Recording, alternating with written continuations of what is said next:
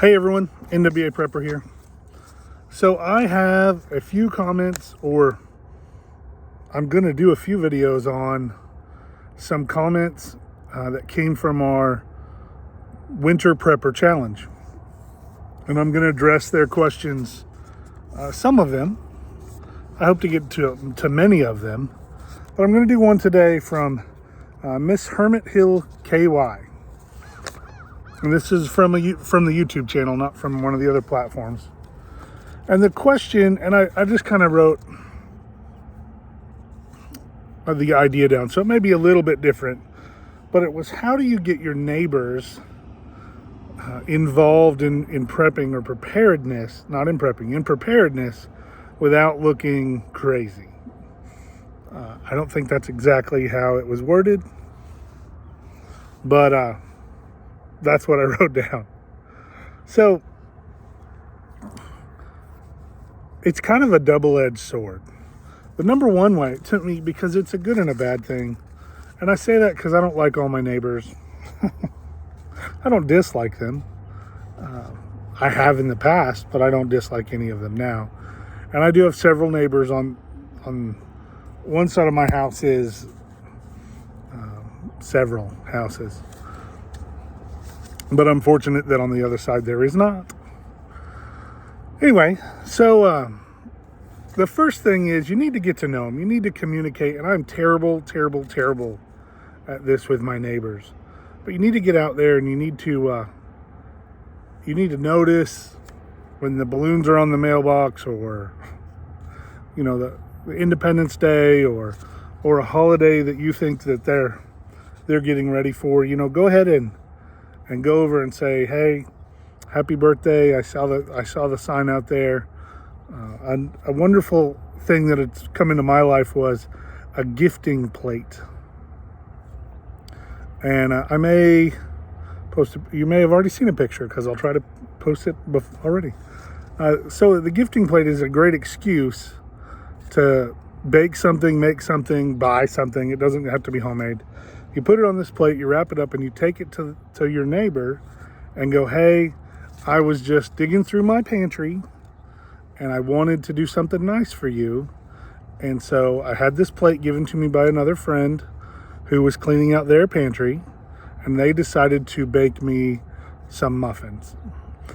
I didn't have muffins, and so what I thought I would do is I thought I would make some chicken and rice for you guys for dinner, and or whatever you want. I think, what did I do? I did like a blueberry muffin cake with frosting and sprinkles. And you take that to them and go, here you go, and tell them the story of the plate, that all you wish is that they would pass it on to somebody in the future. It doesn't have to be homemade. It can just be whatever you'd like to give someone. But say, from my pantry. And then talk to them and say, hey, how's it going? What are you guys up to? My name's Travis. This is Scout. This is the princess. Go through that and just start to build a general next door neighbor relationship. When it's nice, of course it looks nice today, but they're going to be like 7 inches of ice and snow in a couple days. But it's fine now. Obviously, I'm in short sleeves and I'm outside. Hold on. Okay, sorry, I'm back. So, and when it's nice, maybe print up a little flyer and say, hey, we're going to have a springtime get together in my yard. I'm going to cook the hot dogs or the hamburgers. We'd love for you guys to come over and bring your favorite springtime picnic dish. And we're going to play music and get to know each other. And print that flyer and take it to each of your neighbors and do it. If one neighbor comes over, great. If none come over, have a good time in your yard. And so those are a couple of the ways that I think are best, is to find a reason to connect to them. Let them know, hey, I'd like to get to know you a little bit.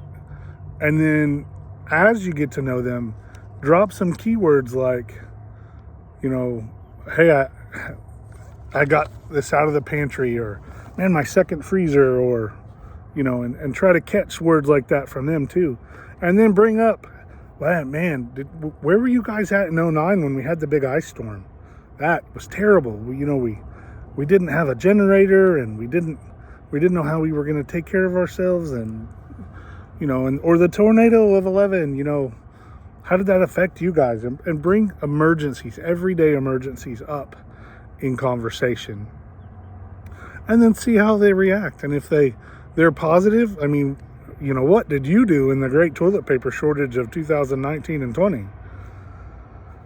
They may have a story. Oh man, I had to do this and that, and I ended up putting some extra over here and found some over here, and it may open up the door.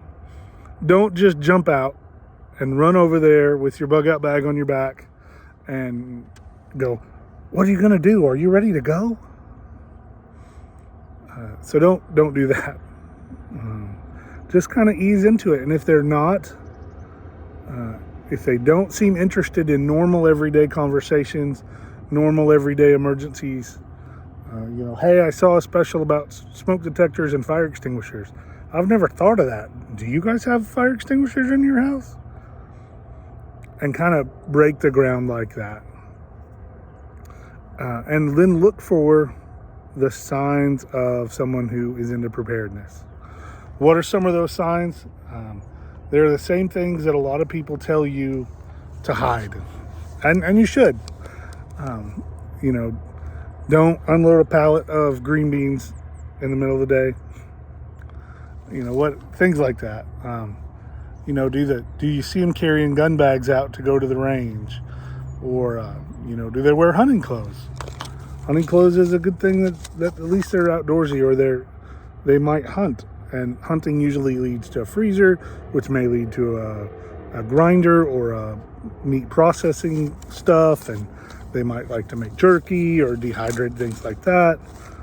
And so look for signs that make you think for the same things that interest you may interest them. And through those interests, you can share with them and find out a little bit more and encourage them to be more prepared for the next emergency. Great question. That was Miss Hermit Hill KY on YouTube. Great question. It's had me thinking for days on how to get better with my neighbors, because I'm terrible at it. Thanks for watching. Thank you so much for participating in the challenge, and I look forward to sharing with you guys more. Let's get ready.